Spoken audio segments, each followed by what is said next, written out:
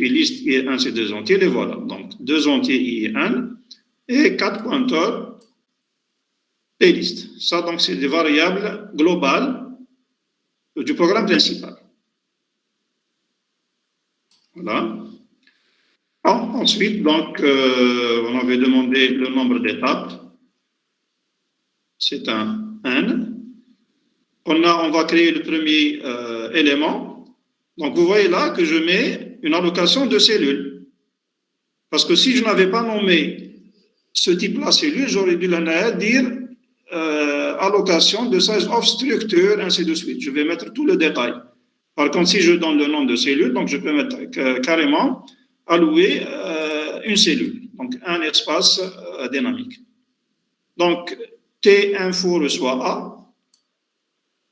et T suivant reçoit T pour rendre la liste circulaire. Maintenant, je commence l'évolution du mot. Donc, j'écris une entête évolution du mot. Donc, on avait dit qu'on va boucler sur N, de 1 à N. Donc là, ce n'est pas un tableau, c'est une boucle. Les tableaux, on devrait commencer avec un 0. Ici, ce n'est pas obligatoire parce que je n'ai fait qu'une évolution sur N étapes. Donc, je peux commencer de 1 à N.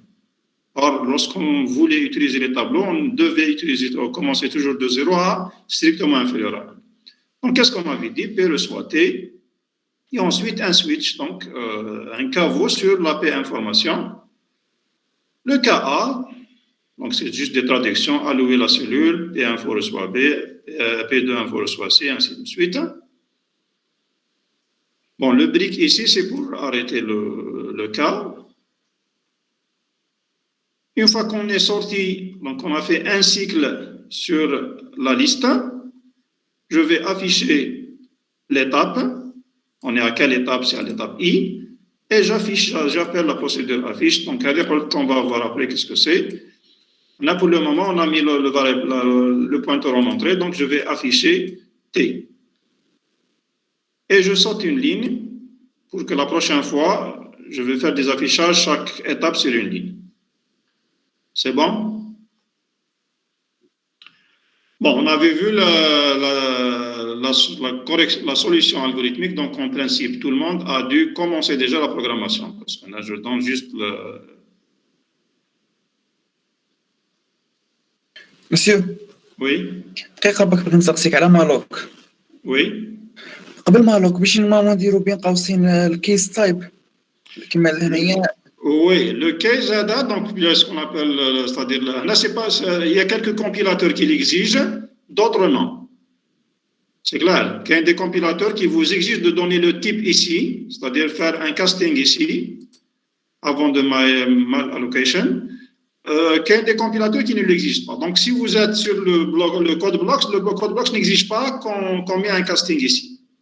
C'est pas la peine de faire un casting. Donc, entre parenthèses, qu'est-ce que c'est comme type? Le casting, ça veut dire qu'on donne le type de cette variable-là.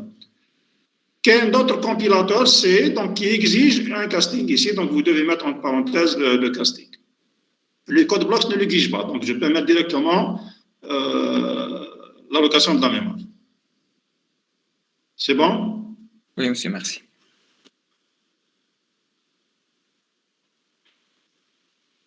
Voilà, donc je pense qu'au moins vous êtes avancé pour le... Sinon, s'il y a des gens qui n'ont pas encore écrit le programme,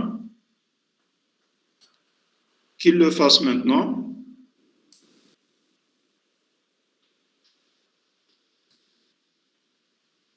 Bon, les gens qui ont écrit déjà le programme, bon, vous n'êtes pas obligé de prendre les mêmes déclarations, c'est-à-dire les mêmes identificateurs. Hein. Moi, ici, j'ai pris mon CIR, vous pouvez prendre autre chose. Donc, E-list, comme on l'a pris en cours.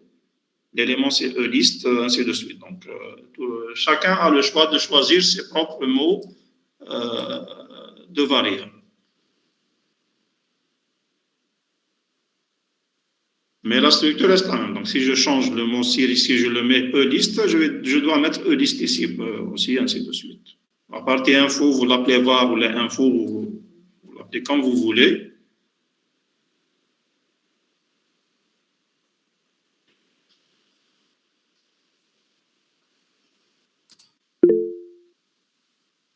Alors, est-ce qu'on est avancé sur l'écriture de le programme? نبعثوك الكود monsieur. Non, non, vous exécutez à votre part. Si ça marche, c'est OK. Sinon, si une personne a un problème, vous partagez votre écran et je vais corriger. C'est tout. Donc, Ça marche pour moi. Ça a marché pour moi. oui. Bon, pour n égale à 3, par exemple, vous pouvez comparer avec le résultat de la série pour vérifier que ça donne exactement les mêmes résultats. Si c'est bon, tant mieux. Sinon, si quelqu'un a un problème, qu'il le signale, ou bien à travers le chat, ou là, il partage son écran.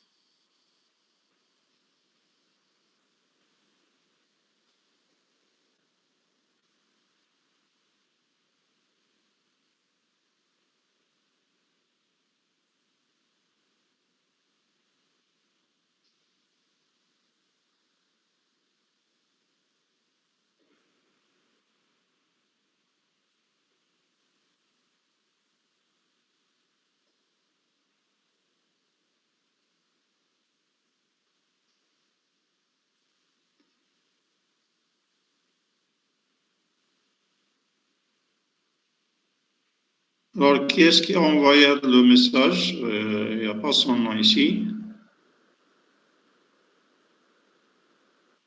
C'est qui? Habib Abou Ali, oui.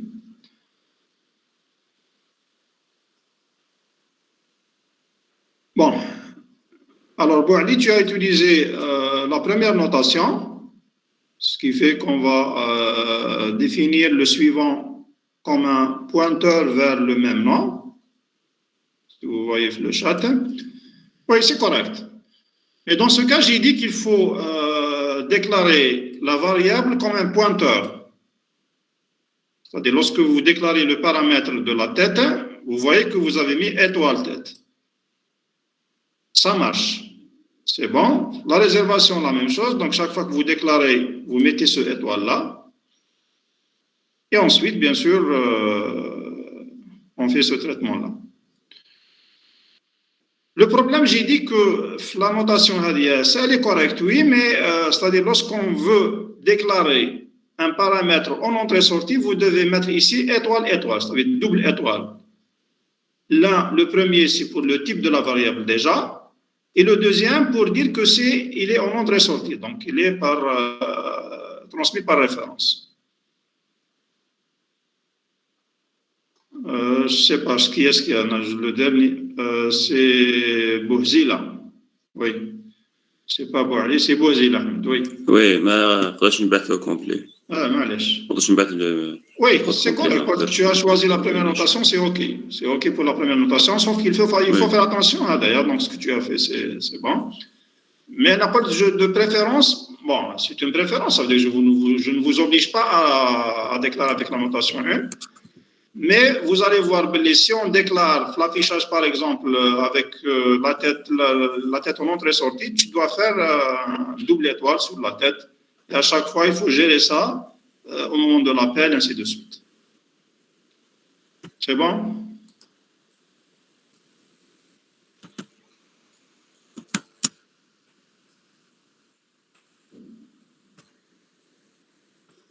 D'accord, monsieur. OK.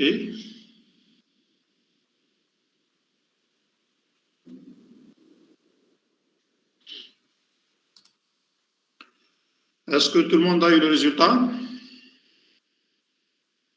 Oui. Bien. Alors, je vais changer maintenant la procédure affiche. On peut la mettre, le paramètre en entrée, comme je peux le mettre en entrée-sortie. Alors, si je le mets en entrée-sortie, je vais inhiber la première et activer la deuxième version.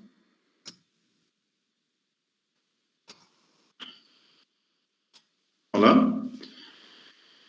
Alors, si vous déclarez le pointeur comme étant en entrée-sortie, donc on doit mettre une étoile ici. Pour les gens donc, qui ont utilisé la première notation, à ce niveau-là, il faut faire 2 étoiles et non pas 1. Parce que déjà, ils ont déclaré le pointeur, la liste c'est un pointeur, ce n'est pas une variable. Et la deuxième étoile, c'est pour dire que c'est en entrée-sortie. Parce que entrée-sortie, on sait, veut dire on le remplace par étoile. Donc, si le paramètre d'origine, il est déjà un pointeur, donc si j'envoie le pointeur en entrée-sortie, ça va être un double étoile ici.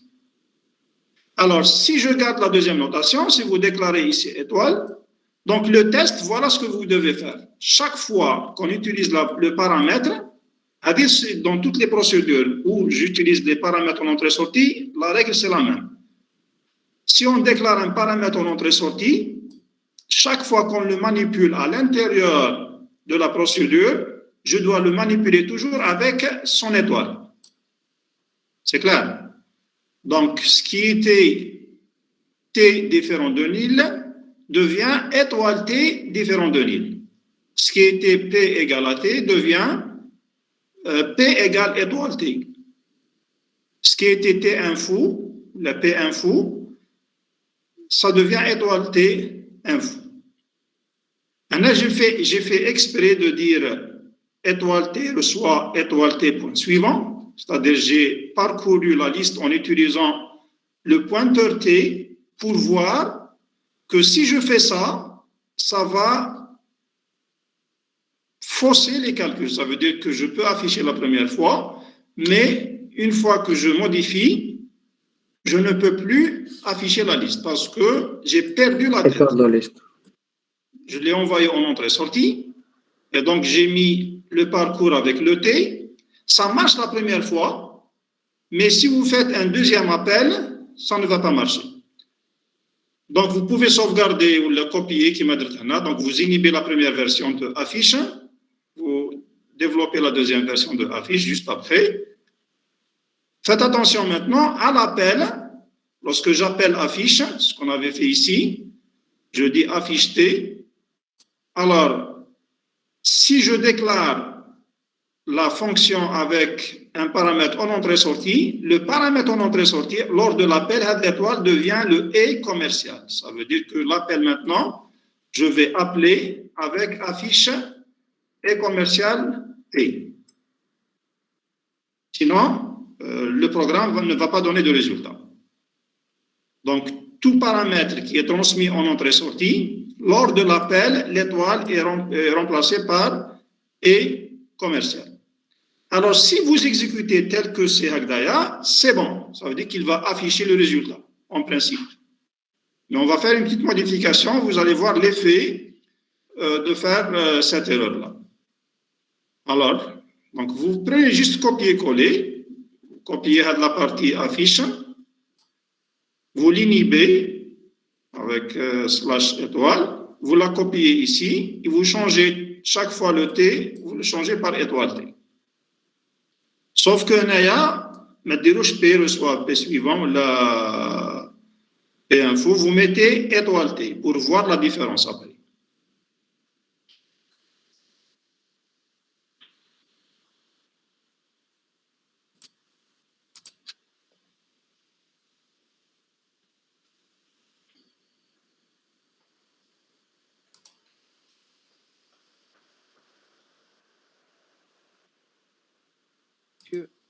Oui. Monsieur, pour la déclaration de la procédure. Oui. كيفاش دير ايطوال تي معناتها كيفاش يعرف لا ديفيرونس بين ليطوال تاع البوينتور وليطوال تاع شغل نونطري سورتي Oui, Naya, j'ai déclaré T comme étant un type plist. Plist, c'est un pointeur. Donc, il n'y a pas de problème. C'est clair. Pour lui, le nouveau type de plist, on l'a déjà vu, mais c'est un pointeur, le voilà. Donc, il ne cherche pas à savoir est-ce que c'est un pointeur ou non. Pour lui, c'est un type. Alors, lorsqu'il va vérifier, il va trouver que les plist, c'est un pointeur. D'accord, monsieur. Maintenant, pour les gens qui utilisent la première notation, vous n'avez pas ce type-là. Donc, vous avez une liste qui est déjà un pointeur. Donc, si vous dites maintenant que le pointeur θ, comme il est en entrée-sortie, vous devez mettre les 2 étoiles pour dire que c'est le type, c'est de la variable θ. وهذا c'est le mode de passage. Mais puisque les P-list c'est déjà un pointeur, donc j'enlève le pointeur parce que c'est déjà un pointeur. Il n'y a pas juste la référence ou là le mode de transmission. D'accord. C'est bon? Merci. Alors si vous exécutez, en principe, ça donne exactement les mêmes résultats.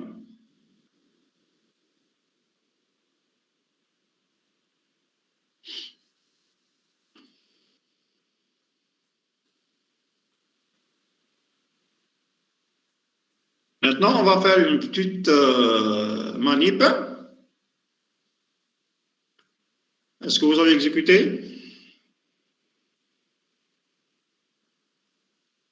Donc, faites attention à l'appel.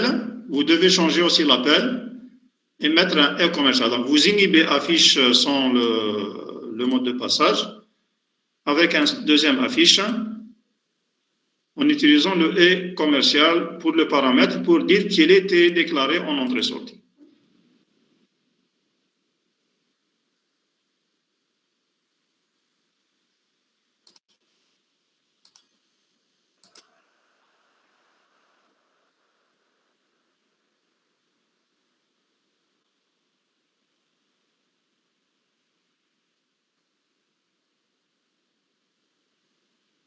Ça a bien marché avec moi, monsieur.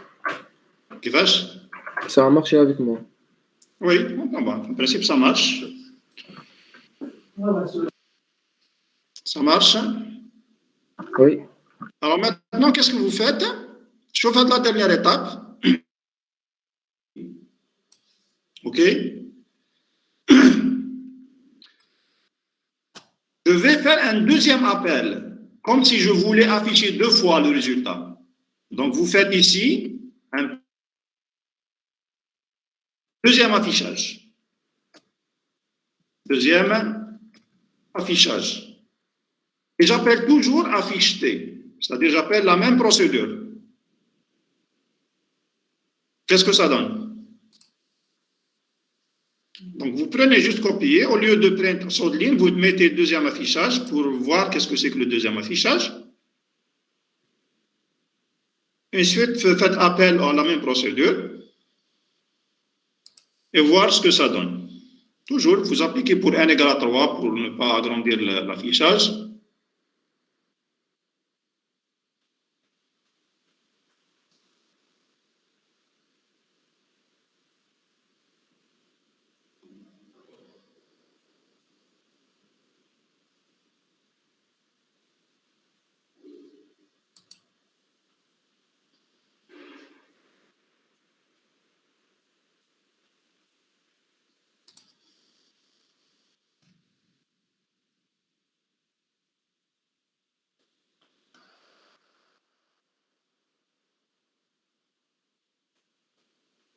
Il affiche seulement la dernière étape. كيفاش؟ Il affiche seulement la dernière étape.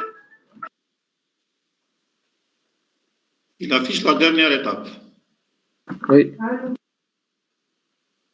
Les autres, qu'est-ce que vous avez?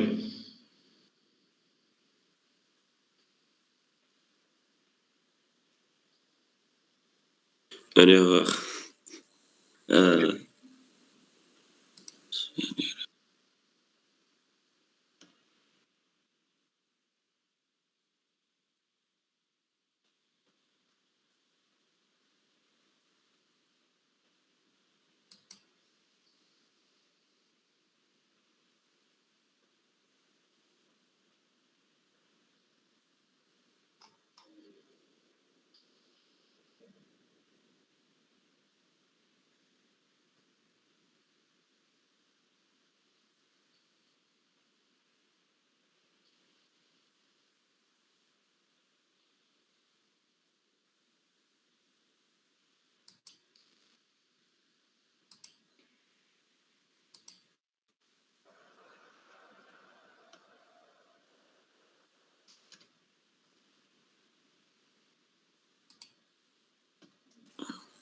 Affichage.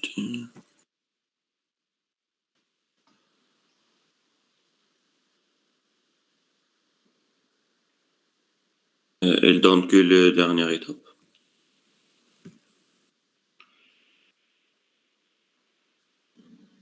qu'est-ce qui se passe avec les autres? Il donne la dernière étape.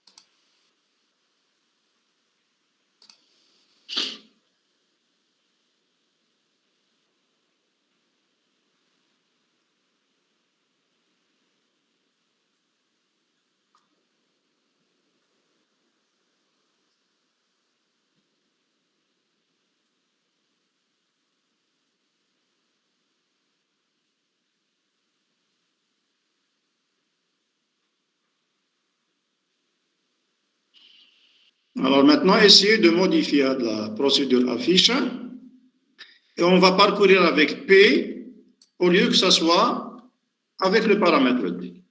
Donc, on va la faire tel qu'on l'avait fait la première fois, sauf que le paramètre est toujours en entrée-sortie. Et donc là, on n'a pas changé le paramètre.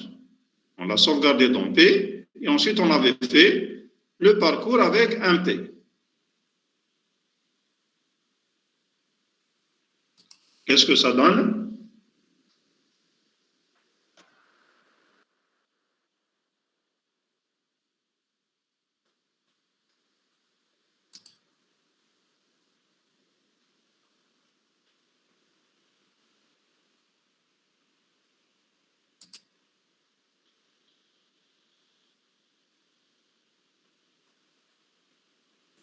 Le même résultat.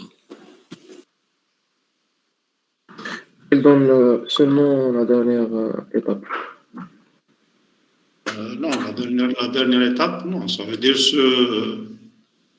en principe, il va afficher en quelque sorte, bon, qu'est-ce qu'on avait fait? Qu'est-ce qu'on a fait ici?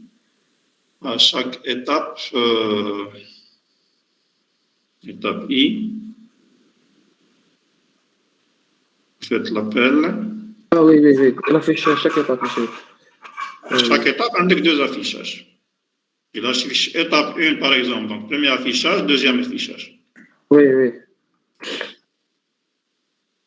Bon, si on veut voir qu'est-ce qui se passe à l'intérieur, on va essayer d'afficher les valeurs des adresses.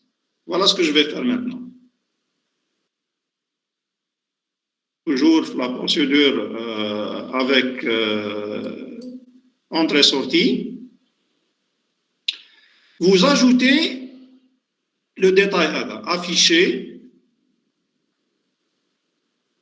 les trois valeurs hadiya. Quand je mets, vous voyez l'écran? Oui. Donc si je mets adresse de T, j'affiche hadiya. Le est commercial et je mets en parenthèse le paramètre T. Hadi veut dire afficher l'adresse statique de T. Parce que T, c'est un pointeur. Chaque pointeur a une adresse dans la mémoire statique, il ne va pas changer. Alors, si je mets est commercial, ça veut dire que je vais afficher l'adresse mémoire du pointeur. Ensuite, le contenu de T, c'est-à-dire il pointe sur quoi? Voilà son contenu. Donc, si je mets le point T, donc étoile T, c'est la variable. Qu'est-ce qu'elle contient? Elle contient l'adresse de la valeur. La valeur T, c'est une adresse, bien sûr. Et enfin, je mets, il pointe sur quel caractère? Je mets là, donc, étoile. Ça veut dire que le premier étoile, c'est notre variable pointeur. Le deuxième étoile, elle veut dire pointer. Ça veut dire qu'il va vous dire, il pointe sur quoi? Donc, si on ajoute ce message-là, et on va suivre qu'est-ce qui se passe lorsque je déclare ma variable en tant que pointeur en entrée-sortie. Allez-y, faites ce changement-là. Monsieur. Oui. Monsieur, est-ce que l'adresse toujours تكون entier? L'adresse est toujours un entier. Bon, c'est un type adresse. Bon, c'est pas un entier comme les autres entiers parce que ça dépend de la machine. Mais son type, c'est toujours positif. C'est un entier positif. Maintenant, la taille, elle dépend de la machine. Donc, si vous avez une machine qui a une mémoire centrale assez importante, donc les valeurs de l'adresse, ils peuvent changer. Ils vont suivre la taille de la mémoire. Donc, ce n'est pas un type entier tel qu'on le connaît. C'est un type adresse. D'accord. C'est clair. Là, ça dépend de la machine. Bon, si je mets ça directement, ça veut dire qu'il va afficher en décimal. Il va afficher l'adresse en décimal. Je peux afficher l'adresse en octal ou en hexadécimal. Ça ne m'intéresse pas pour le moment. Donc, je peux comparer en affichant le décimal seulement. Donc, vous ajoutez le printf et vous l'ajoutez aussi avant l'appel et après l'appel. Avant l'appel, donc j'affiche l'adresse et le contenu. Et après l'appel, j'affiche l'adresse et le contenu. Et vous voyez qu'est-ce qui se passe? L'exécution.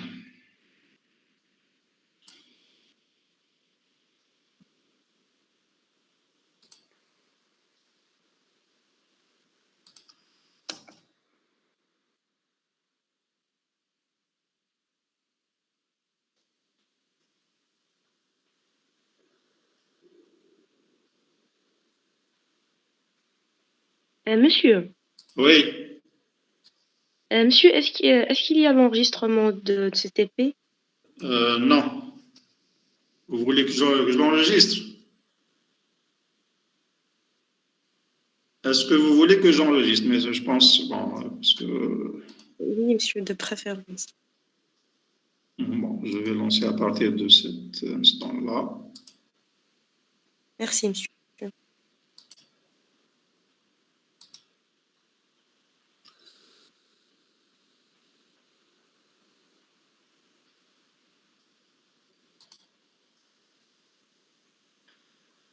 Voilà, on va voir maintenant, lorsque j'appelle par référence, on a vu, on travaille sur la variable originale, ainsi de suite. On va voir qu'est-ce qui se passe exactement, les adresses TAC.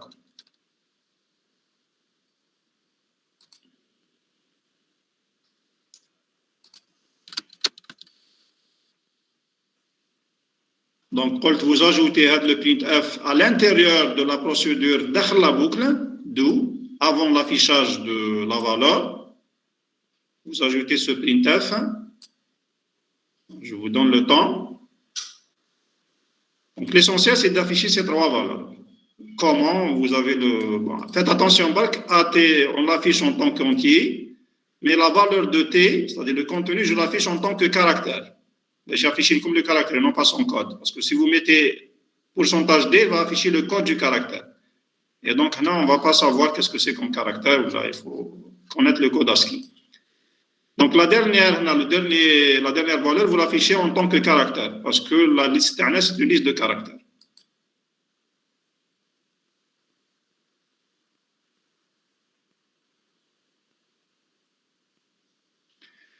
Ensuite, avant l'appel, vous affichez aussi l'adresse et le contenu. Vous pouvez ajouter qui fait la même chose, donc la valeur du caractère. Si vous voulez, donc je peux ajouter aussi le contenu de T. C'est un caractère. Donc ici, j'affiche... Monsieur, oui. ما تمشيش pour moi. J'ai une erreur. مشات ليه؟ Générer une erreur. Quel type d'erreur je parle? Qu'est-ce qui t'affiche comme erreur? Ni partagé. Une minute, je vais voir.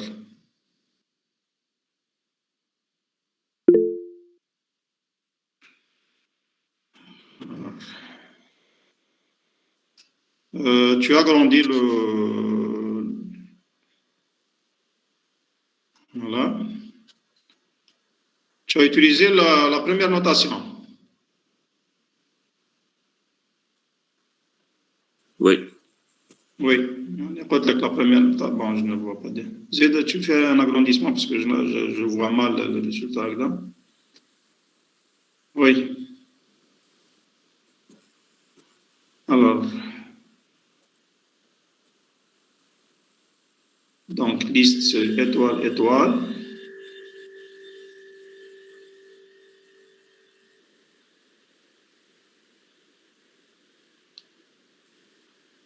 Oui, tu ne peux pas faire ça parce que on a déclaré une seule étoile ici pour que ça marche de cette façon-là. Tu as déjà chaque variable TAC a 2 étoiles. C'est clair. Donc, une étoile. Ça veut dire que l'adresse TAC, c'est l'adresse de... est-ce que ça va m'aider? Donc, tu as une double étoile qui veut dire les étoiles tête, c'est les par adresse. Donc, si je veux l'adresse du pointeur, non, tu dois garder l'étoile. Non, tu dois garder l'étoile. Non, c'est le même. Tu dois garder l'étoile.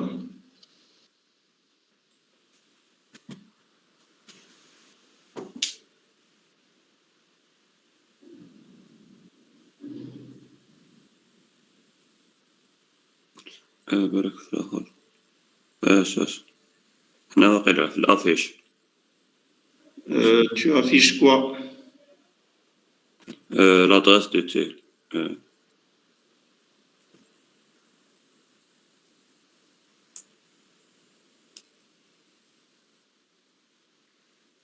Non, tu ne peux pas mettre étoile. Si tu dois envoyer le...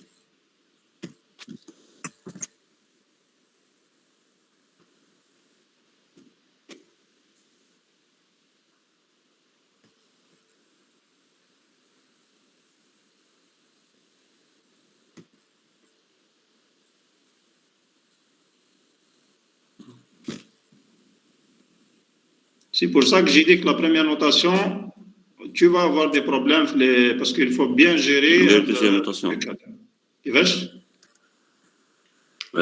Deuxième notation, c'est... La deuxième notation, ça va marcher, c'est sûr, je suis certain. Mais la première notation, quand tu fais, il faut bien gérer les pointeurs TAC parce que déjà que tu fais les autres, est-ce que vous avez eu le résultat?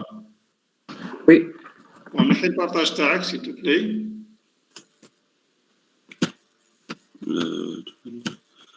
Alors, les autres, ça marche? Oui. Qu'est-ce qu'il y a comme résultat? Qu'est-ce que vous avez? Off chat, monsieur.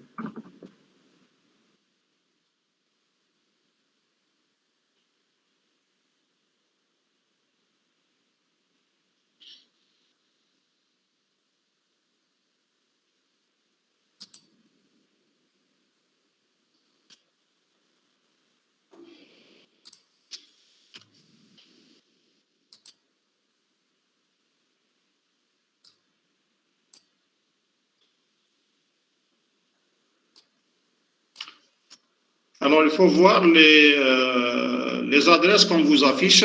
Bon, bien, on ne va pas avoir les mêmes adresses parce que chaque machine va avoir la mémoire. Vous exécutez pour 2, ça suffit, parce que pour voir à peu près les états. Donc, avant l'appel, remarquez qu'est-ce qu'il y a comme adresse. L'adresse de T et le contenu de T. Ensuite, dans l'appel,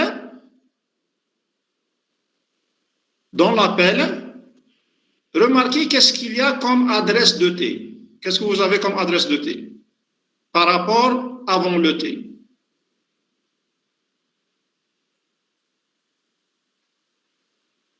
Vous devez avoir la même adresse partout.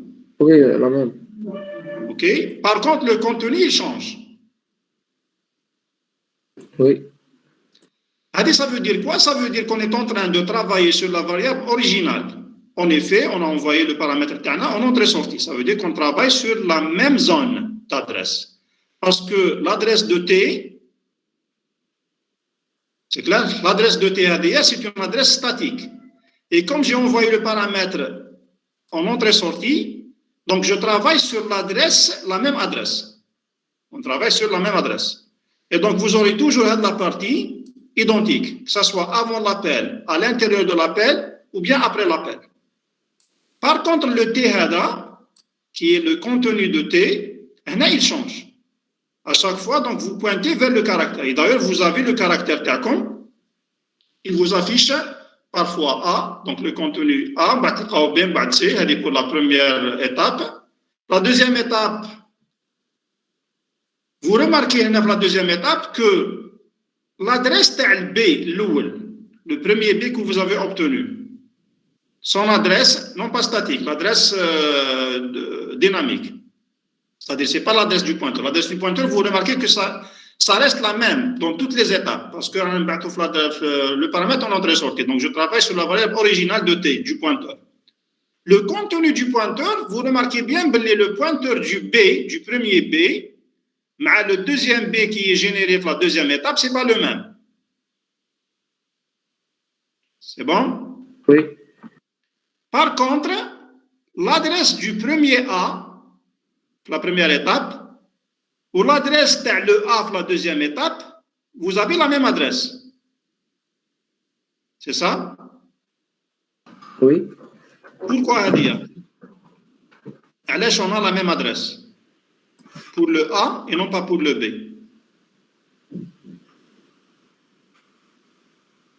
Parce que c'est la cellule originale. Non, c'est parce que Hadia, on a appelé le A. Est-ce qu'on a généré une nouvelle adresse pour le A? Non, on a B. On a juste modifié la valeur. Oui.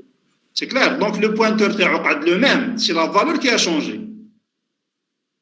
Par contre, remarquez bien l'adresse de B, la première étape. Très différent. L'adresse de B, la première étape, ou l'adresse de deuxième B. Ce n'est pas le premier, la deuxième étape. Le premier B, c'est un nouveau-né. Le deuxième B, qu'est-ce que vous remarquez pour les adresses de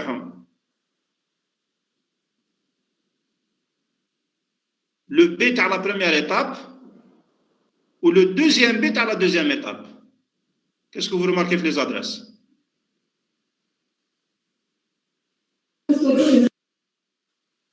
كيفاش؟ تبدلت. Qu'est-ce qu'on a? تبدلت مشي. Non, ما تبدلش. لا لا تبدلت. Sauf la première étape, il vous affiche A, B, C, c'est ça? Oui. La deuxième étape, il affiche A, B, C, B, C, A. Oui. C'est ça. Donc l'adresse de B, la première étape, l'adresse de B, faites mais chef l'adresse. La valeur de T, c'est pas, on a l'adresse de T, la première colonne a dit qu'il affiche, c'est la même parce qu'on a un bâton en entrée-sortie. Donc on garde la même adresse statique. La deuxième colonne, l'adresse de B, vous remarquez l'adresse de B du deuxième B, dans la deuxième ligne, dans la deuxième étape. Vous devez avoir la même. Oui, oui, deuxième B, oui. Deuxième B, monsieur le premier B. Oui, oui, oui. Alors, parce que le deuxième B, kiff, on a changé juste le contenu. Maintenant, je suis un nouveau-né. Par contre, le CTAO, c'est un nouveau-né. Donc, si vous comparez l'adresse du C de la première étape ou l'adresse de C de la deuxième étape, ce n'est pas la même. Oui, c'est la deuxième étape ou la A. Bien. La deuxième étape. L'adresse de C de la première étape, en principe, où l'adresse de C de la première étape, vous allez la retrouver où? Vous allez la retrouver A, le dernier A dans la deuxième étape. Oui. Pourquoi? Parce que le C, il a été changé en A. Donc, il garde la même adresse d'A. C'est le contenu qui a changé. C'est bon? Oui. Donc là, on voit bien, lorsqu'on fait un appel en entrée-sortie, la variable l'adresse originale ne change pas. Les adresses de parcours, ils changent. À chaque fois, ils changent.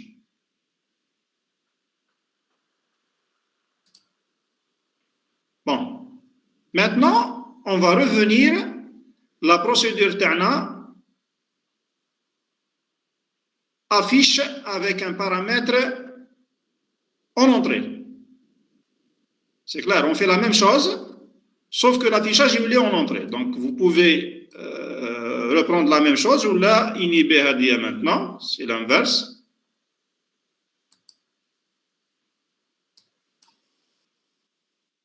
Je vais inhiber la deuxième et j'appelle, j'affiche toujours le T, la valeur, son contenu. Sauf que je vais le faire avec un T. Je parcours avec le T en entrée, donc ça ne me dérange pas. On peut parcourir avec T ou là avec P. Parcourez-le avec le T pour voir les différences dans les adresses de T. Donc, la première procédure, vous affichez, vous faites des copier-coller. Donc, ce que vous avez fait ici, on a les deux étoiles parce qu'on utilise un seul pointeur. Donc, au lieu de mettre étoile T à chaque fois ou deux étoiles, vous gardez une seule étoile. Et changer l'appel ici, c'est un appel en entrée, non pas en entrée-sortie. Et voir aussi qu'est-ce que ça donne pour deux barques, pour voir les adresses.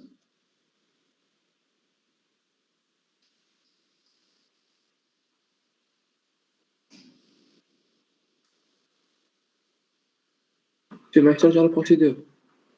Qu'est-ce? La procédure. La procédure, donc vous changez, vous appelez la première procédure. Mais vous lui rajoutez le printf à l'intérieur de la boucle. La même chose qu'on a, sauf que on a l'étoile. On a une étoile à chaque T et deux étoiles à la fin. Puisque le paramètre il est en entrée, donc on garde une seule étoile, la dernière. Les autres n'ont pas étoile parce que le paramètre il est en entrée. Au cours de l'affichage, vous faites le parcours avec le T. Ou même, de toute façon, même si vous le faites avec P, on a juste besoin de l'affichage, c'est tout. Vous faites l'affichage avec T pour ne pas changer à chaque fois le printf avec le P. Donc, on peut faire le parcours avec le T pour voir aussi, on va revenir sur le paramètre original.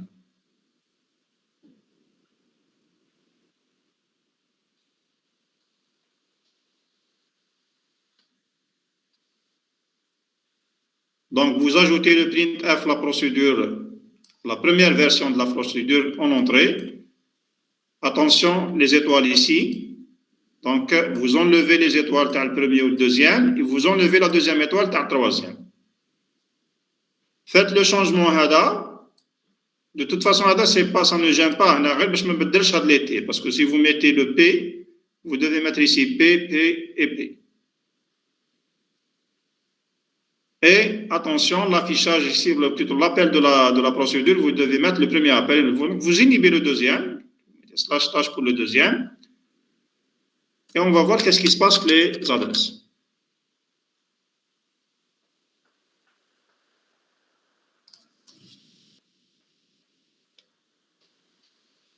C'est bon? Oui. Alors, si on exécute, qu'est-ce qu'on voit?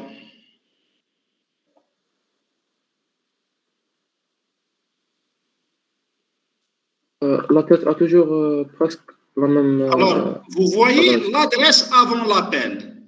L'adresse avant l'appel ou l'adresse dans l'appel pour A, B et C. Quelle est la valeur de l'adresse de T? Est-ce que c'est la même? La première colonne. Oui. L'adresse de T avant l'appel. Vous avez comme trois adresses de T à l'intérieur de l'appel. Ensuite, l'adresse de T après l'appel. C'est la première étape. On bat la deuxième étape, la même chose. Est-ce que l'adresse de T avant l'appel et l'adresse de T dans l'appel, c'est la même? Oui. Non, ça ne doit pas être la même. Sauf s'il y a erreur. Non, ce n'est pas les mêmes. Ce n'est pas les mêmes. Vous avez une adresse avant l'appel. Je vous montrer qu'est-ce qu'il y a. Bon, on va pas avoir les mêmes adresses. On va avoir comme trois adresses identiques dans l'appel. C'est dans l'appel. Dans l'appel, vous avez trois adresses de T identiques, les mêmes. On bat après l'appel, vous revenez sur quoi? Sur la première adresse. L'adresse oui, c'est vrai. Avant l'appel. Ça veut dire quoi? Ça veut dire qu'on a la copie. Parce que lorsqu'on fait un appel avec en entrée, on fait une copie. Donc, on crée un autre pointeur image. C'est une copie. Donc, l'adresse automatiquement, parce qu'on travaille sur la copie maintenant. Les trois lignes entre le départ et la fin, c'est une copie. On travaille sur la copie. Une fois que la procédure, on va remettre l'adresse originale. C'est bon. Dans la deuxième étape, la même chose. Oui. Donc, vous travaillez sur la copie de la procédure. Vous voyez que ça ne change pas. Donc, 1, 2, 3, 4, 5, 6 lignes. Ont la même adresse interne. Juste l'appel. Après l'appel, vous reprenez l'adresse avant l'appel. C'est bon? Oui. Voilà. Ouais, donc ça change seulement dans l'appel. Ça change? Seulement dans l'appel. وإذا دخلنا entrée-sortie ما يتبدلش الآخر تاعو. Ça veut dire qu'il ندخلوا en entrée-sortie. On crée un nouveau pointeur à l'intérieur, mais lorsqu'on sort, je vais récupérer le même pointeur. D'accord. Donc, on a pour voir clair et net que les appels en entrée ont fait des copies de variables à l'intérieur de la fonction ou de la procédure. Mais une fois je reprends la valeur initiale de la valeur originale. C'est bon? D'accord. Oui. Est-ce que c'est clair pour tout le monde à dire?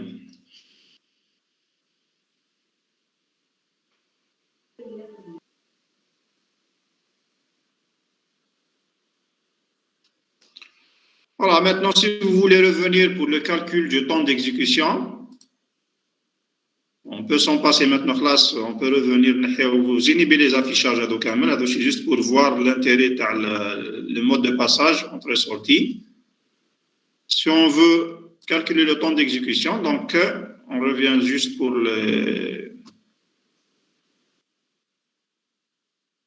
on garde le premier, une version des deux, de toute façon, en entrée ou en entrée-sortie, et on active le clock juste avant le début de la création de la première cellule et on active la fin après l'affichage. Bon, l'affichage n'est pas important ici parce que c'est le traitement qui compte. Vous pouvez même inhiber l'affichage pour ne pas encombrer l'écran. Et on affiche le temps d'exécution tel qu'on l'avait vu, les calculs de complexité la dernière fois. Donc, vous déclarez deux variables doubles, le début et la fin. Vous calculez le temps de départ avant la création de la première cellule. Je lance mon traitement. À la fin, après tous les affichages, je calcule le temps de sortie et ensuite j'affiche le temps, la différence de temps. Pour l'affichage, vous pouvez l'inhiber pour ne pas encombrer l'écran, ça donnerait exactement le même résultat de toute façon.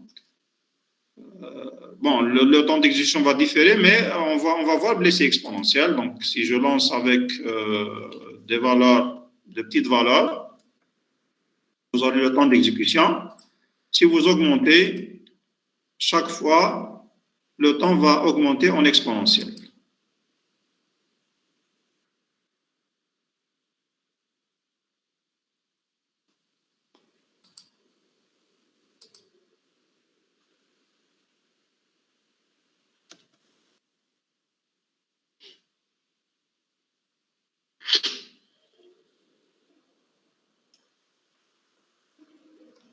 Donc, vous prenez une version des deux, donc la plus simple, c'est en entrée. Vous enlevez quand même les affichages de contrôle d'adresse. Donc, vous revenez sur la première version. Maintenant, on ajoute juste les heures de départ et heures de fin. Ensuite, on affiche la différence. Là, on divise par 1000, c'est juste pour normaliser le nombre. Au lieu qu'il s'agisse de grands nombres, donc il va afficher de petits nombres.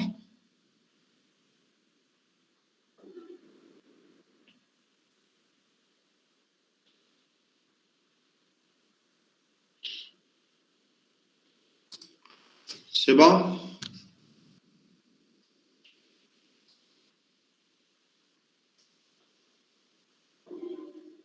Oui. Oui. Donc, vous donnez des exemples avec 1 égale 5, 10, 20. Vous allez voir que ça augmente d'une manière exponentielle. Il vaut mieux inhiber l'affichage parce que si vous laissez l'affichage, bon, vous allez voir qu'il va y avoir l'écran plein plusieurs fois, donc c'est un peu gênant. Donc, j'inhibe l'affichage parce que l'affichage, là, c'est le parcours de la liste. Le traitement, c'est le parcours de la liste. Donc, c'est la même chose, ce qui fait que le temps va augmenter pour l'affichage, mais si je l'enlève, le temps de traitement reste toujours exponentiel parce que le traitement là, il se fait, je vais boucler sur la liste et donc ça va être exponentiel. Même si on va inhiber l'affichage. Donc, même si on n'affiche pas, l'essentiel, la liste, elle est générée. C'est-à-dire l'évolution, elle se fait. Et donc, vous aurez le temps d'exécution qui va être exponentiel. À un certain moment, donc si vous lancez avec une valeur importante, je vais lancer par exemple avec 30. Avec 30, donc on voit que l'affichage des étapes, ça va tarder. Entre l'affichage de l'étape, je vois là, la 25e étape, c'est juste la 26e, il prend beaucoup de temps. Par contre, au début, comme rapidement, donc il passe de l'étape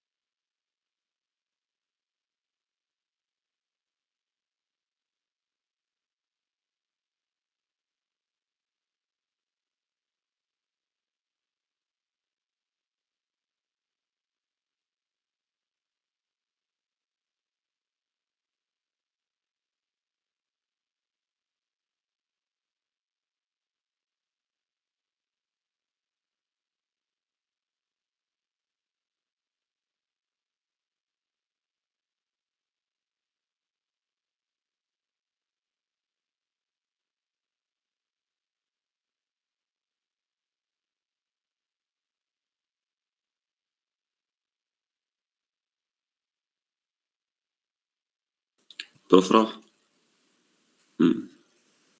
راح كشكو. زي ما كملنا يا أخي ولا كملنا. occupé ailleurs. Et donc, vous voyez que l'effet d'un programme qui est en exponentiel.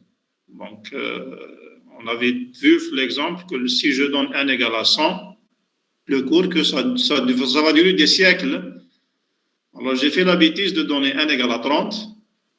J'étais bloqué à la 26e étape. Donc, elle était vraiment out. Bon. Est-ce que c'est clair?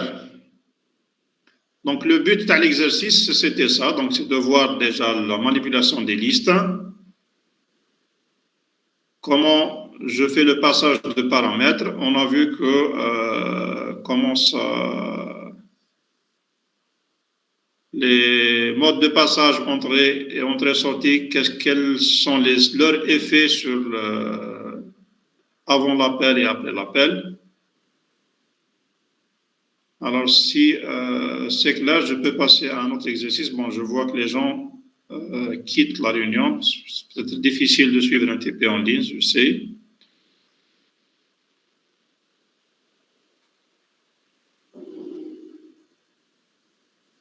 Le problème, c'est que malheureusement, il n'y a pas d'enseignant jusqu'à présent. C'est pour ça que je prends cette initiative, mais je sais que c'est difficile. C'est pas évident de faire un TP en ligne.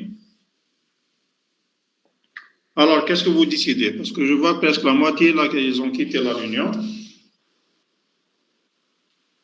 On continue ou là on arrête?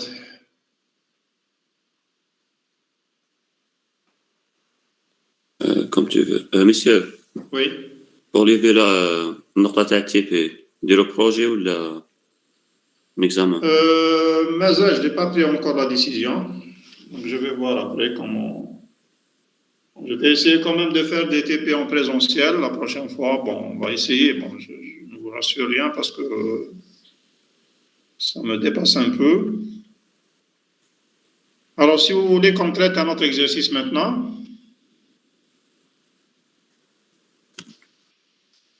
Bon, quand même, il y a les gens qui sont d'accord pour Exo 3.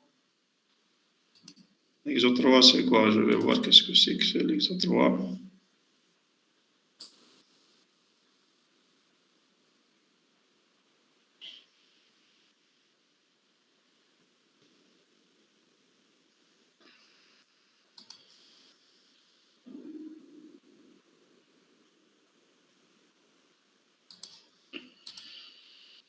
Exo 3.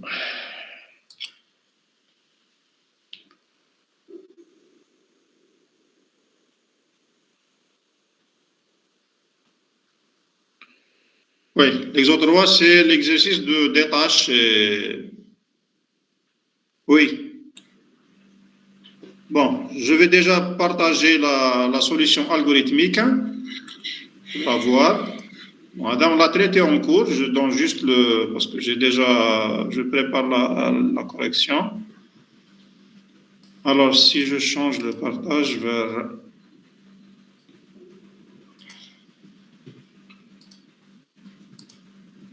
Voilà, donc c'est la correction.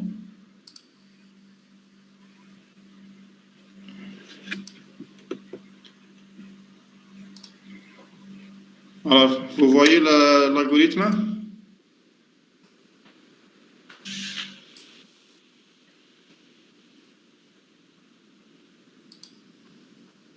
Est-ce que vous voyez l'algorithme? Oui, monsieur. Voilà. Donc, la procédure des tâches. Donc, on avait vu que je vais envoyer les 3 paramètres en entrée-sortie, ou là, bon, le dernier, il est en sortie parce que ça ne m'intéresse pas au début, mais j'aurais pu mettre directement entrée-sortie les 3 paramètres d'affilée. Bon, du coup, j'avais traité le cas T égale à nil, à part, on bat T début à part. Là, je peux les regrouper. C'est une deuxième solution. Je peux regrouper le cas où la liste est vide, où là, elle contient un seul élément. Je vais dire si T est égal à Q, puisque là, notre liste, elle est définie par T et Q. Donc, je peux en profiter. Parce que si je n'avais pas le Q, j'aurais été obligé de tester est-ce que T est égal à nil. Maintenant, puisqu'elle est définie par les deux, T et Q, je peux exploiter cette information pour regrouper le cas du vide avec le cas d'un seul élément. En effet, si T est égal à Q, ça veut dire que la tête, c'est la queue. Donc, ou bien que T égale à nil, Q égale à nil, dans ce cas, la liste est vide, et je vais sortir avec le nil, pointeur du minimum. Si elle contient un seul élément, ça veut dire que c'est lui-même la tête et c'est lui-même la queue. Et dans ce cas, je vais sortir avec l'élément et je vais mettre, la liste devient vide. La liste devient vide. Le cours de la solution, si T est différent de nil, alors je cherche le min, on va dans la tester, est-ce que c'est égal à T, est-ce que c'est égal à Q ou la autre. Là, ça m'évite de tester le cas à un seul élément. Je peux le regrouper directement. Sinon, donc on cherche l'adresse le P-min. Donc, je commence à partir de la tête. Donc, j'initialise P-min le soit T, on l'a fait plus court. Et je commence à partir du suivant. Je vais agrandir un peu plus pour que vous puissiez voir. Ça va, c'est visible? Oui. Bien. Donc, maintenant, on va parcourir pour la recherche le pointeur du minimum. Donc, tant que P est différent de nil, si la valeur est inférieure à P min val, je mets à jour le P-min et j'avance. À la sortie, je vais détacher. Je vais détacher pour nous 3 cas. Ou bien que P-min est égal à la tête, ou là il est égal à la queue, ou là il est au milieu. S'il est égal à la tête, on a fait le cours de le traitement d'un seul élément. Si je l'ai mis ici, donc je ne vais pas le refaire ici. Donc si j'arrive à ce point, je suis sûr que la liste contient au moins 2 éléments. Parce que si elle contenait un seul élément, je l'aurais traité à ce niveau-là. Donc carrément, je vais mettre que T soit T suivant. Si P min est égal à T, donc la tête change. Et le précédent de la tête devient nil. Par contre, on ne peut pas mettre cette action sans tester est-ce que T n'est pas égal à nil. Et là, je n'ai pas besoin de le faire parce que si c'était égal à nil, ou elle contenait un seul élément, je l'aurais traité ici. Donc là, on peut mettre directement P précédent reçoit nil. Sinon, si je fais nil, donc j'aurais mis là, si T est différent de nil, alors précédent reçoit nil. Ça veut dire vérifier est-ce que ce n'est pas un seul élément. Mais je pense que cette solution est meilleure. Ça veut dire tester le cas à un seul élément à part. Sinon, je vais voir est-ce que P-min c'est la queue. Si c'est la queue, donc Q reçoit Q précédent et Q suivant reçoit nil. On a la même chose. Dans le cours d'Erna, on va vérifier est-ce que ce n'est pas un seul élément. Donc, est-ce que Q est différent de nil pour mettre le suivant. Puisqu'on l'a traité dans ce cas-là, ce n'est pas la peine de le refaire. Le troisième cas, donc, c'est le cas du milieu. Donc, on avait mis les trucs. Donc, le suivant du précédent, c'est le suivant. Et le précédent du suivant, c'est le précédent. Voilà. Donc, ça, c'était la procédure détache-min. Détacher le minimum. Ensuite, on a isolé le min. Donc, mettre son précédent et son suivant en nil. Ensuite, la procédure triée, donc on utilise des tâches. On l'a vu sur le cours aussi. Donc, si la liste n'est pas vide, je vais créer d'abord la tête. Donc, je détache le premier minimum. Je le mets dans PT, c'est un pointeur provisoire vers la tête de la liste triée par ordre croissant. Au début, c'est lui-même la queue. Donc, PT et PQ sont la tête et la queue de la liste triée. Une fois qu'on a créé la tête, en détachant le premier élément, et bien sûr, si la liste de départ était vide, détache va me rendre nil, elle va me renvoyer nil, et dans ce cas, la liste serait toujours nil. Maintenant, tant que T est différent de nil, parce que chaque fois qu'on détache un élément, la taille de la liste est diminuée de 1 jusqu'à ce qu'elle devienne vide. Donc, lorsque j'arrive à T égale à nil, donc elle devient vide, j'arrête. Qu'est-ce que je fais? Je détache de nouveau le minimum, donc le nouveau minimum, et je vais l'enchaîner avec le suivant de la queue. Parce qu'on a dans un ordre croissant. Ça veut dire que le premier élément, c'est le plus petit. On va donc le plus petit suivant, il dit après la queue, et min précédent, c'est PQ, et la queue devient le minimum qu'on vient de trouver. Je boucle jusqu'à ce que la liste devienne vide. Et à la fin, le suivant de Q, c'est nil. Et maintenant, je vais remettre le PT à T et le PQ à Q. Ça veut dire, puisque T mal Q, c'était en entrée-sortie, donc la nouvelle liste TANA serait triée par ordre croissant. Et bien sûr, je n'ai fait aucune allocation. Vous voyez, il n'y a pas eu d'allocation, c'est juste des changements de chaînage. C'est bon? Alors, si je passe au programme, je vais partager maintenant le programme qui calcule ça.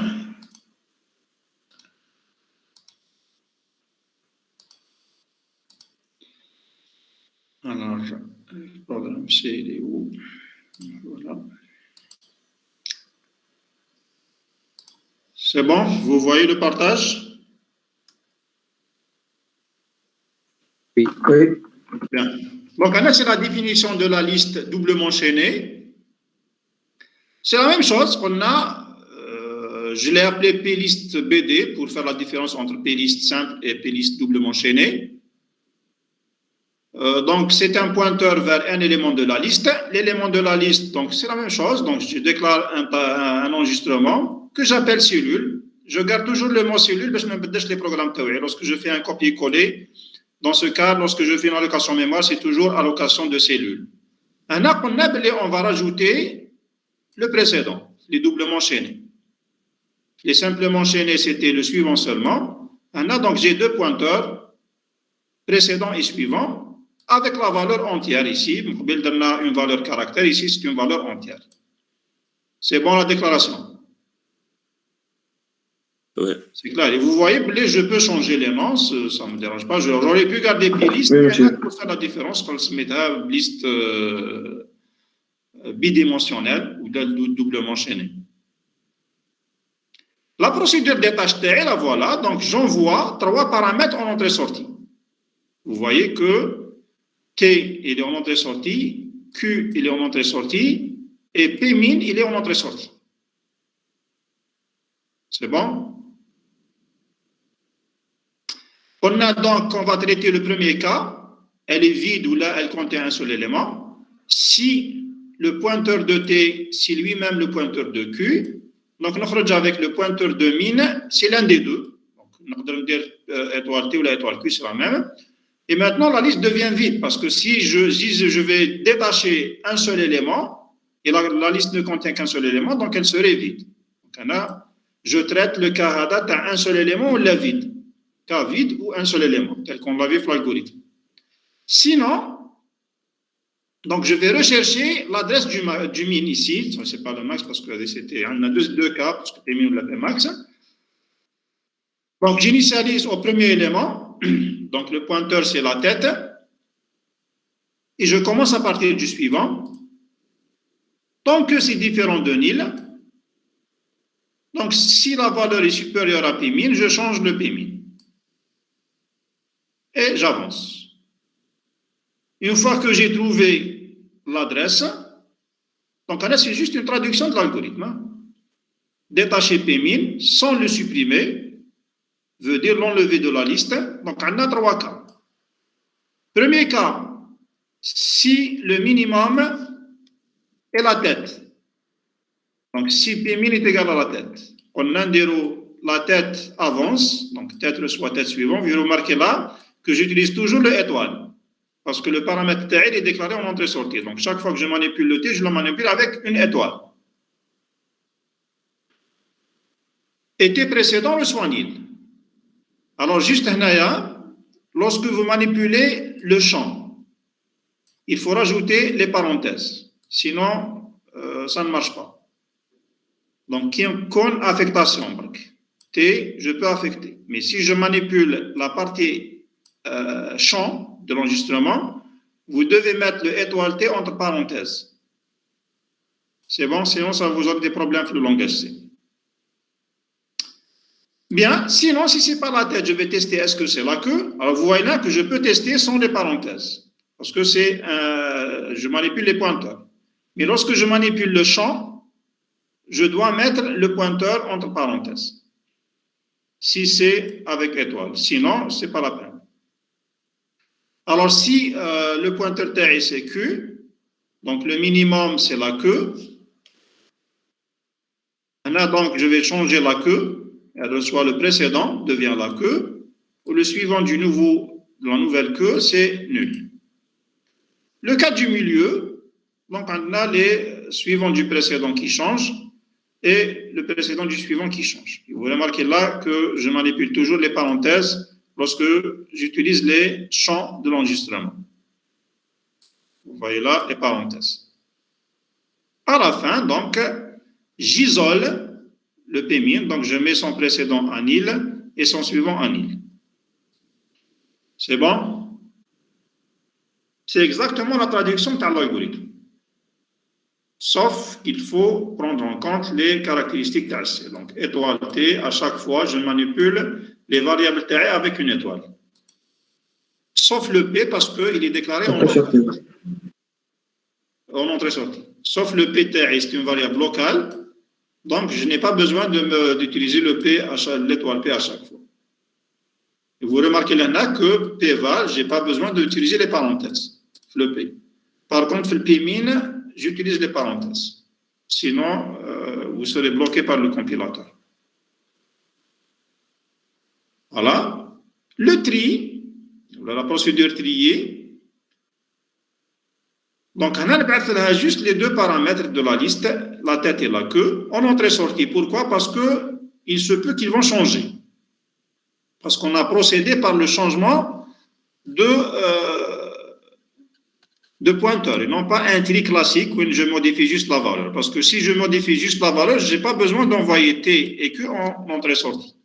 Je peux envoyer pour le tri classique, T et Q en entrée, et je change les valeurs avec deux boucles imbriquées. Et là, on a utilisé une autre procédure, donc je dois envoyer les paramètres de la fonction en entrée-sortie parce que la tête va changer et la queue va changer. Donc, je vois là le tri, si la liste n'est pas vide, je vais créer la tête. Donc, là, on va détacher le premier min. Vous remarquez là, j'ai déclaré un pmin local et un ptpq local. L'appel de détache, je vais appeler les paramètres de la procédure triée. Mes paramètres, ils sont en entrée-sortie. Alors, vous remarquez là que l'appel, si le paramètre de détache, je le vois ici, tous les paramètres, ils sont en entrée-sortie. Donc, à l'appel, vous devez mettre le et commercial lorsque vous appelez détache. Comme les paramètres TH sont trois paramètres, détache a trois paramètres, elle a la tête, la queue et un pointeur Pmin. Dans notre cas, la tête et la queue, ce sont eux-mêmes des paramètres de tri. Donc, l'appel va se faire avec un et commercial et entre parenthèses, le paramètre T d'entrée, qui est le étoile T, non pas le T. Pour le Q, la même chose. Par contre, pour le Pmin, Pmin, c'est une variable locale à trier. Donc, je n'ai pas besoin de mettre le étoile. C'est clair cet appel-là.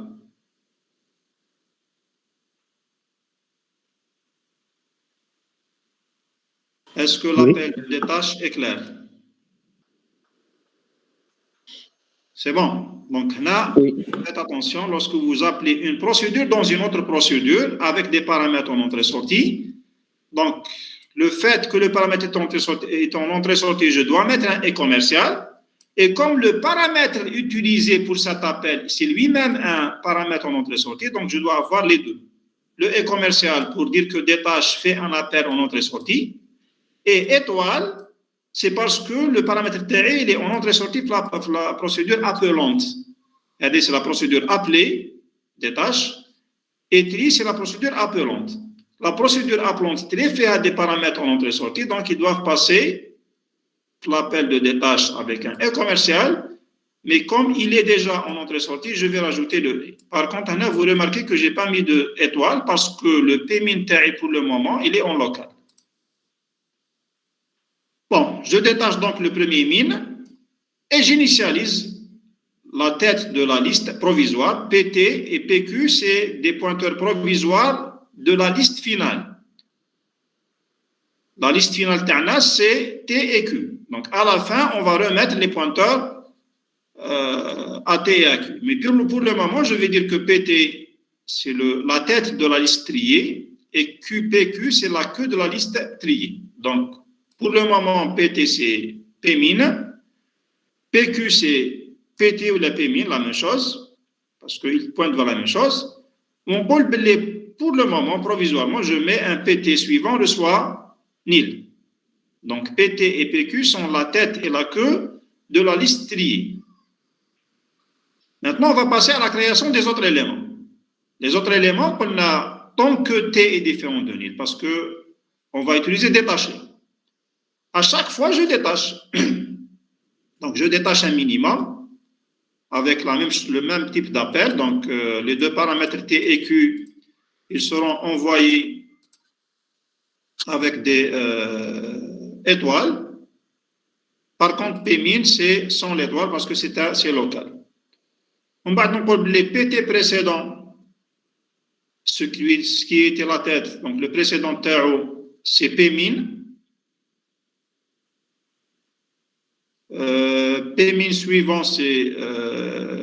qu'est-ce que je fais là? Non. Allez, je pense que tu as le maximum.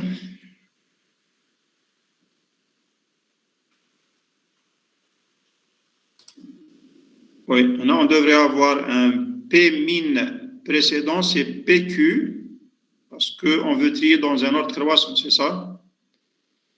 C'est ce qu'on avait fait pour l'algorithme.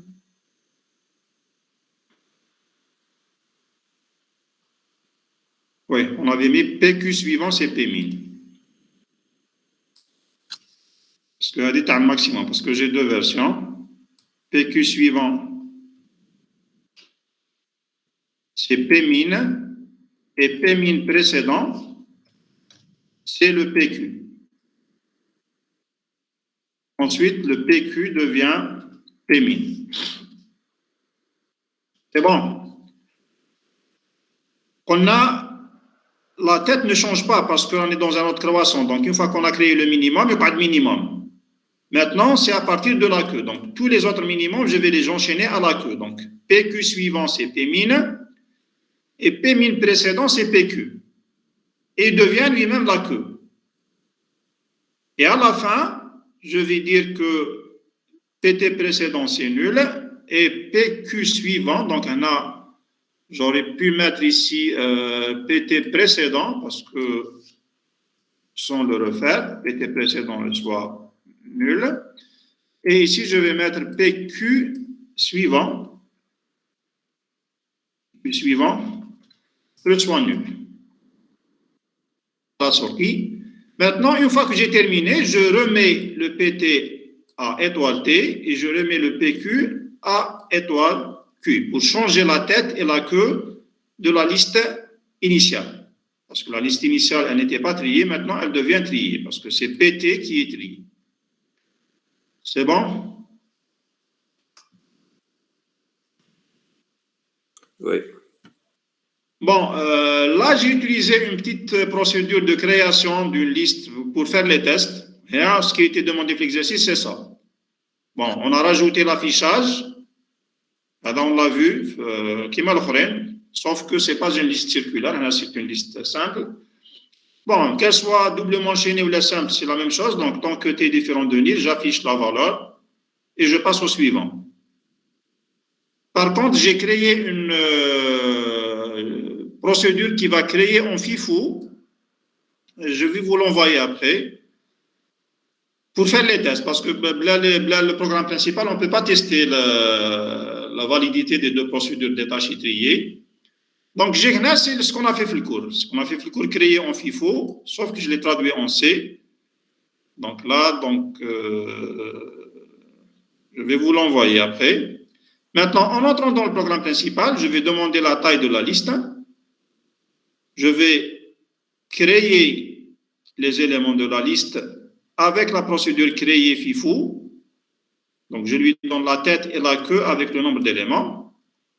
La procédure créer FIFO, je suis en train de lire les éléments et à chaque fois, j'affecte la valeur et je mets à jour les chaînages. Bon, ça ne fait pas partie de l'exercice, mais je ne peux pas tester sans avoir une liste parce que c'est dynamique. Là, donc, j'affiche les éléments de T avant le tri.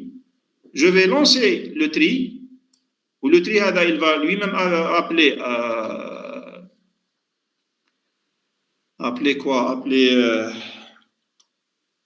des tâches. Et j'affiche après le tri, j'affiche la même liste.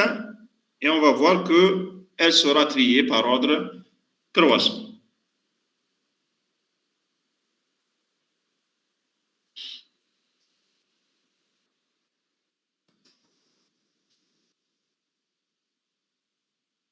Là, c'est le croissant.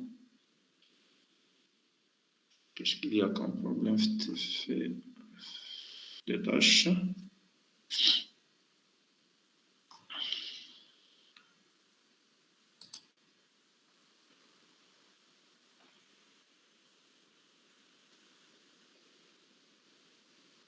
Là, c'est inférieur, c'est pas supérieur.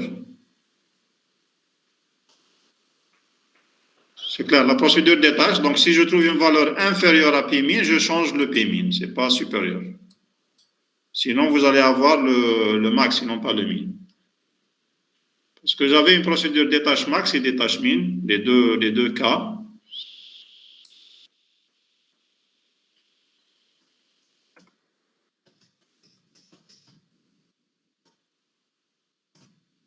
Ça marche.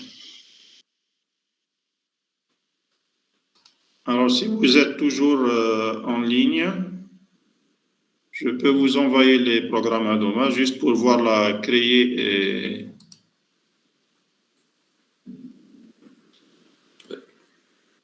Je vous envoie les sources. Oui. Oui. Bon, je vais envoyer à tout le monde. Donc, les gens qui sont connectés, vous pouvez le voir dès maintenant. Les autres, ils sont connectés. Bon, je sauvegarde l'IA.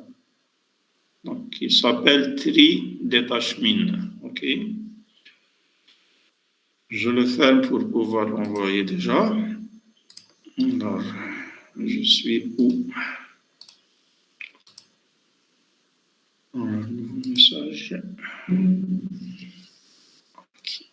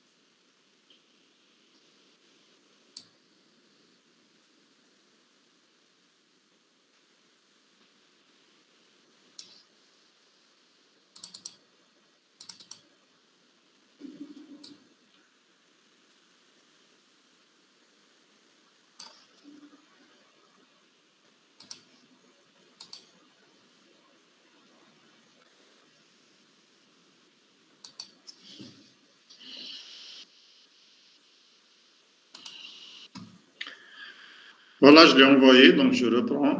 Je vais les réouvrir.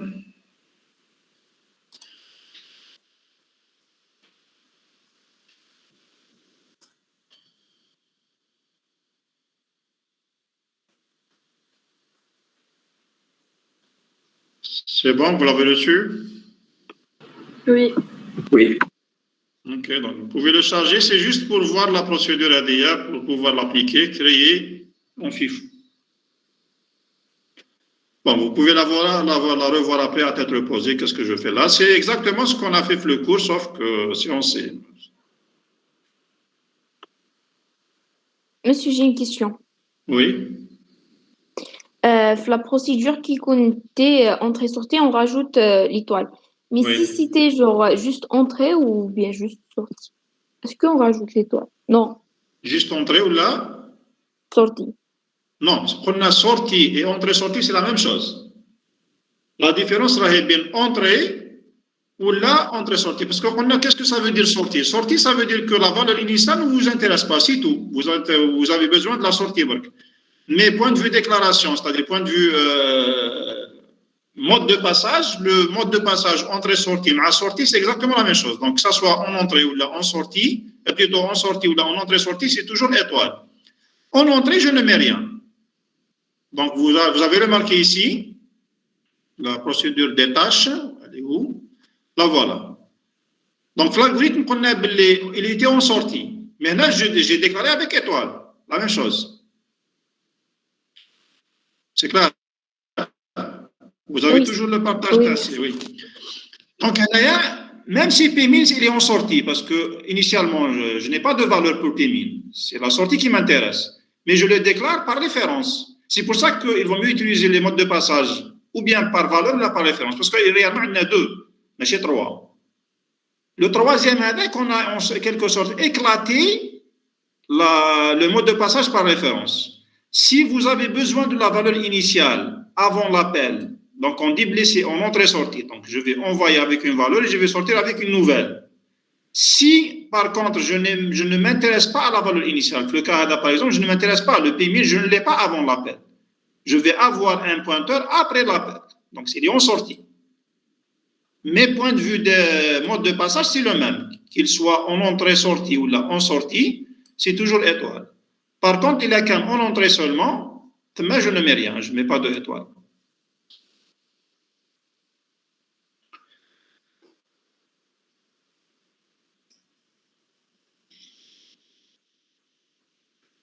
OK? Donc, pour son exécution, vous pouvez lancer, vous donnez la taille de la liste.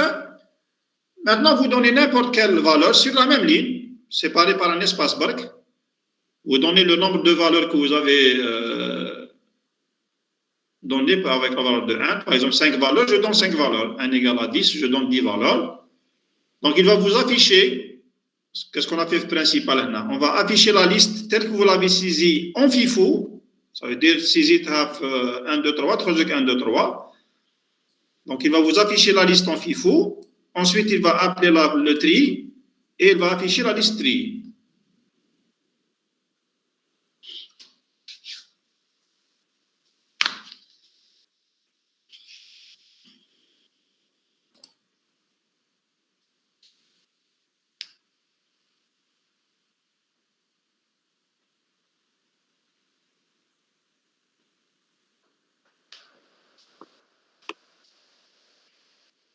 C'est bon?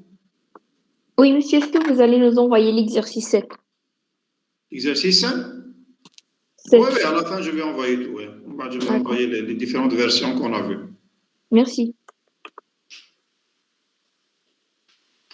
Là, c'est juste parce que la procédure créée FIFO, vous ne l'aviez pas, donc c'est pour ça que j'ai envoyé maintenant. Mais sinon, à la fin, je vais envoyer tous les exercices avec les différentes versions, bien sûr.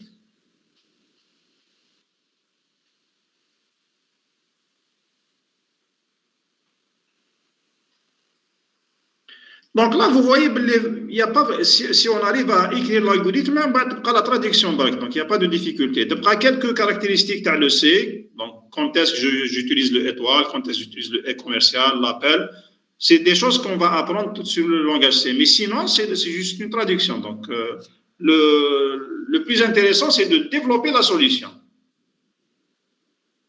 Là, c'est pour ça que je vous ai dit, le TP, bon, la traduction, en quelques minutes, nous dirons la traduction. Mais pour voir le fonctionnement, je peux faire des modifications. Là, quand j'envoie affiche avec T ou la santé, qu'est-ce que ça donne, ainsi de suite.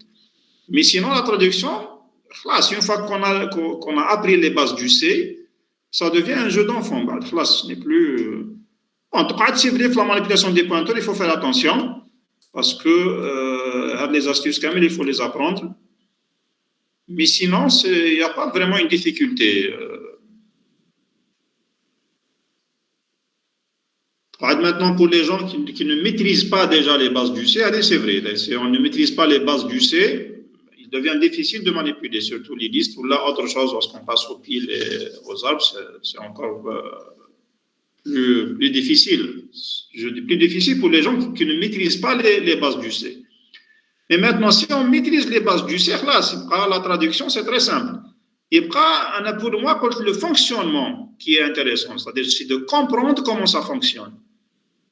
Et vous allez voir la théorie qu'on a vue sur les algorithmes, le passage de paramètres, ainsi de suite, et là, vous allez le voir sur le TP. Mais sinon, si c'était la traduction, c'est vraiment très simple. N'importe lequel, pour le voir à l'algorithme, tu le traduis en C. Je fais l'algorithme des tâches, je le traduis. L'algorithme de trier, je le traduis. L'algorithme de création, je le traduis. C'est vraiment simple. Mais est-ce que je veux que l'étudiant voit à travers le TP, c'est les notions qu'on a apprises en algorithmique, je vais les voir concrètement à travers le TP. Quand on dit l'appel en entrée, il va dupliquer la variable, c'est dupliqué, c'est réellement, elle se duplique. Quand on dit si je l'envoie par référence, donc en entrée-sortie, il n'y a pas de duplication. Et on le voit, on a vu que c'était la même adresse. Donc, ça va graver en quelque sorte l'information ADA dans votre tête, parce que vous l'avez vu. Or, qui nous parle théorique, ça peut brouiller un peu nos informations. Mais lorsque vous le voyez à travers les TP, maintenant, voilà ce qui se passe. Mais si c'était juste la traduction, n'importe une journée, les actions THC, ça passe. Ou dans n'importe quel autre langage, mais chez le CBRC, la prochaine semestre, vous allez faire Java, la même chose. Donc, bon, le Java est très proche du C de toute façon.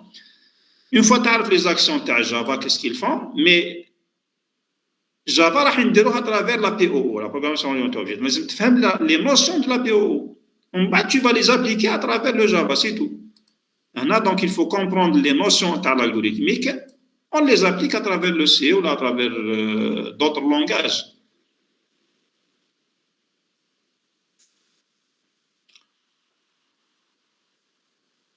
Alors, si c'est bon, je passe à autre chose si vous voulez.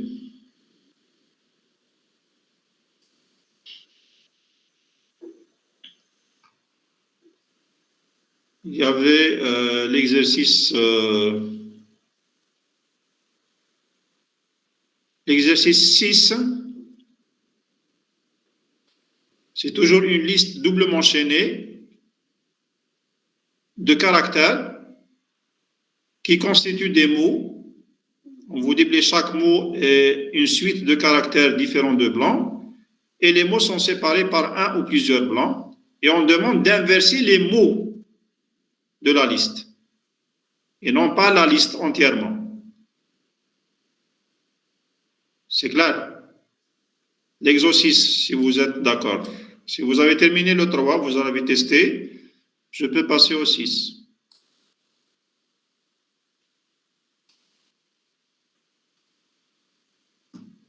Est-ce que vous avez testé le 3? Alors, Mélissa et Yahya, elle dit c'est quoi PQ et PT? PQ et PT, ce sont des pointeurs intermédiaires qui vont vous donner la liste triée. Donc, PQ et PT, c'est la tête et la queue de la liste triée. Mais pour le moment, c'est-à-dire lorsqu'on est à l'intérieur de la procédure, ce n'est pas encore toute la liste qui est triée. On a la T et Q initiale, c'est une liste qui n'est pas triée. À la fin, P et Q seront la tête et la queue de la liste triée.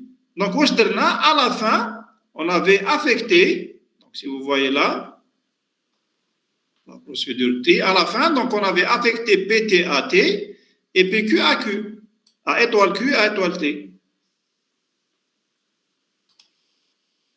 C'est bon? Et Yahya, c'était la dernière question, je pense.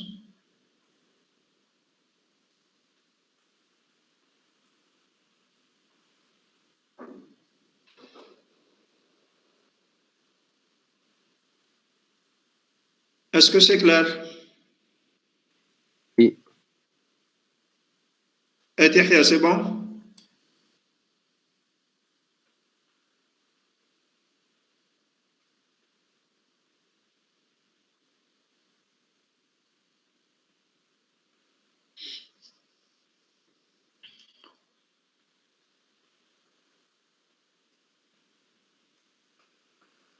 Alors, si tout le monde a exécuté ce programme, on peut traiter l'inversion des mots d'une liste de caractères.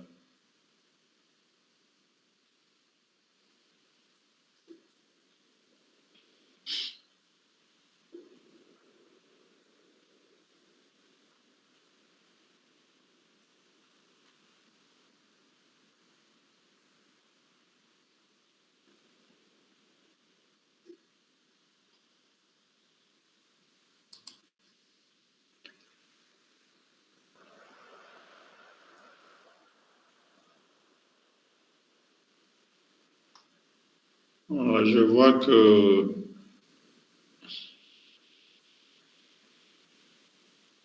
Yahya n'est plus avec nous. Elle a posé ses questions et elle est partie.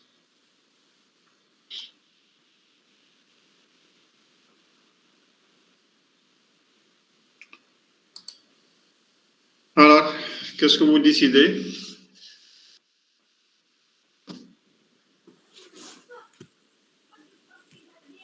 On arrête. On arrête. Ok, donc il n'y a que même pas une vingtaine.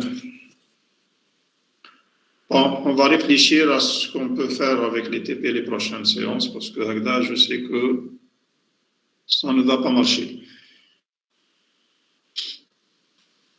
Voilà, donc essayez de préparer l'exercice. Donc déjà l'algorithme qui permet d'inverser les mots d'une liste de caractères qui contient des mots. Mais j'ai dit bien ne pas inverser toute la liste, mais les mots de la liste. Ça veut dire que si j'ai par exemple 3 mots consécutifs, je vais inverser le premier mot, le deuxième mot, le troisième mot. Donc le premier mot aura toujours la première position, mais inversé. Le deuxième mot aura toujours en deuxième position, mais inversé. Et le troisième mot reste toujours en troisième position, mais inversé. Ça veut dire que je ne vais pas avoir le troisième mot le début de la liste, le deuxième, le premier. Donc, essayez de le préparer déjà comme algorithme. Peut-être on va le traiter FTD là, jeudi, Inch'Allah. Ou bien plutôt demain, Inch'Allah. On a une séance de TD, une séance de cours. Donc, on va traiter quelques exercices, les exercices qui restent les listes pour pouvoir les programmer après. D'accord. On doit ندخلوا في les piles. On doit les piles, oui. On va commencer les piles. Les piles et les fils. Donc, on va faire un cours et un TD. Je vais voir peut-être 1h30, 1 heure chacun, parce qu'on a 2 heures. 1 heure chacun, ou là peut-être 1h30 de cours. Bon, je vais gérer en temps. Demain, Inch'Allah, on va faire. Ok, donc à demain, Inch'Allah.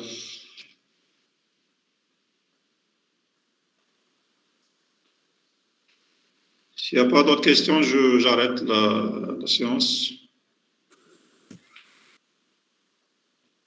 Alors, les gens qui ont des problèmes, les listes les étudiants. Donc, les délégués m'ont envoyé une liste des étudiants qui n'ont pas trouvé leur nom ou là qui ont eu des changements de section au milieu de l'enseignement, c'est-à-dire quelqu'un qui m'ont dit qu'ils suivaient dans une section, après un mois, ils ont changé de section, et ainsi de suite. Bon, je vais essayer de me déplacer cet après-midi le Babzawar pour voir les responsables de la scolarité ce problème-là.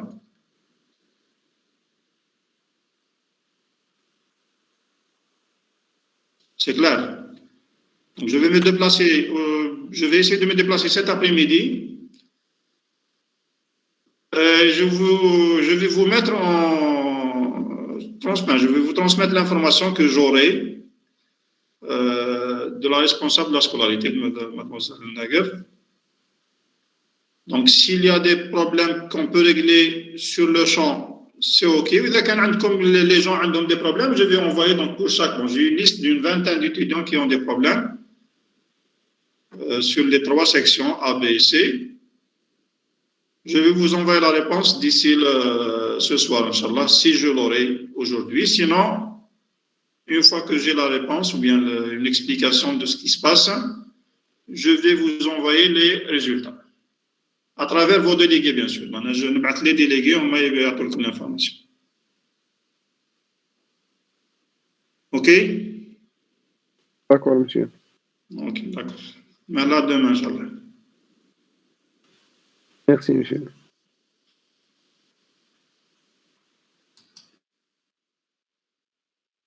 Merci, monsieur.